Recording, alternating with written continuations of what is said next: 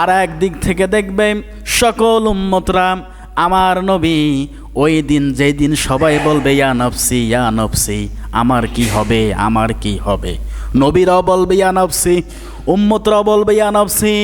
আর আমাদের নবী মুহাম্মদুর রাসূলুল্লাহ সিজদায় পড়ে গিয়ে সিজদায় পড়ে আল্লাহ পাককে বলবে হাবলি উম্মতি হাবলি উম্মতি, ও মাবুদ আমার উম্মতের কি হবে, আমার উম্মতদেরকে পার করো।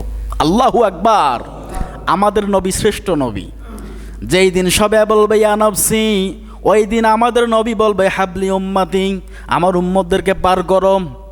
সিজদায় পড়ে যাবে, আল্লাহ রসুল সিজদা থেকে মাথা তুলবে না। আল্লাহ পাক জিবরাইলকে পাঠিয়ে দেবে, দেখো কি অবস্থা। জিবরাইল এসে দেখবে আল্লাহ রসুল মাথা উত্তোলন করে না।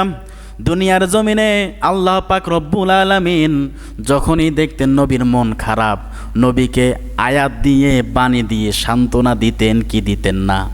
যখন নবীজির মন খারাপ হতো সাথে সাথেই আল্লাহ পাক জিবরাইলকে পাঠিয়ে দিতেন, হে নবী আপনার মন খারাপ, ইন্না আ'তাইনাকাল কাউসার, হে নবী আপনার মন খারাপ কেন, আমি তো আপনাকে কাউসার দান করেছি, কাউসার দান করেছি, অজস্র নেয়ামত আপনাকে আমি দান করেছি। ওরা আপনাকে মন খারাপ করে দিচ্ছে, আপনাকে লেজ কাটা বলে, আপনার বংশর মধ্যে কেউ নাকি থাকবে না, হে নবী ওরাই লেজ কাটা, ওদেরই বংশের মধ্যে কেউ থাকবে না, আর আপনার উম্মত আপনার বংশ কিয়ামত পর্যন্ত থাকবে। যখনই নবীর মন খারাপ হয়ে যায় আল্লাহ পাক রব্বুল আলামিন বিভিন্ন আয়াত নাজিল করে নবীকে সব সময়ের জন্য সান্ত্বনা দিতেন, কারণ আল্লাহ পাক রব্বুল আলামিন তার হাবিবের কান্না বরদাস্ত করতে পারে না। আল্লাহু আকবার।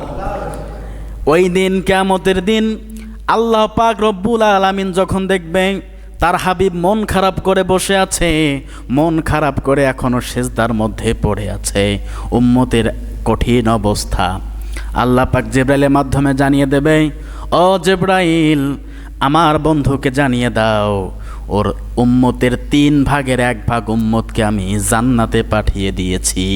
আল্লাহু আকবার। আমাদের নবী সেই নবী যে নবী আমাদের জন্য সুপারিশ করবে, যে নবী এখন আমাদেরকে ভুলে নাই, কিয়ামতের দিনও আমাদেরকে ভুলবে না। আমাদের নবী ইমামুল মুরসালিন, আমাদের নবী রহমাতাল লিল আলামিন।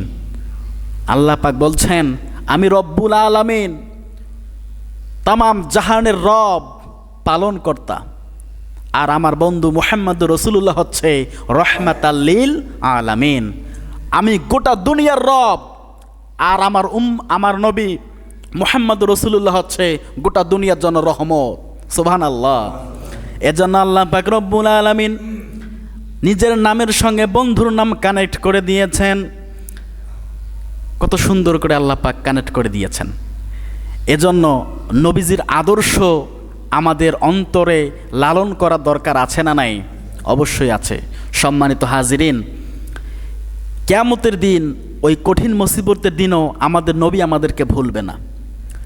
আল্লাহর নবী মুহাম্মদ রাসূলুল্লাহ সাল্লাল্লাহু আলাইহি সাল্লাম সিজদা থেকে মাথা উত্তোলন করবে, যখন দেখবে অধিকাংশ উম্মত জান্নাতের জন্য ফয়সালা দিয়ে দিয়েছেন আমার আল্লাহ, জান্নাতের গেটের মধ্যে নবীজি সাল্লাল্লাহু আলাইহি সাল্লাম তার উম্মতদেরকে নিয়ে যাবে।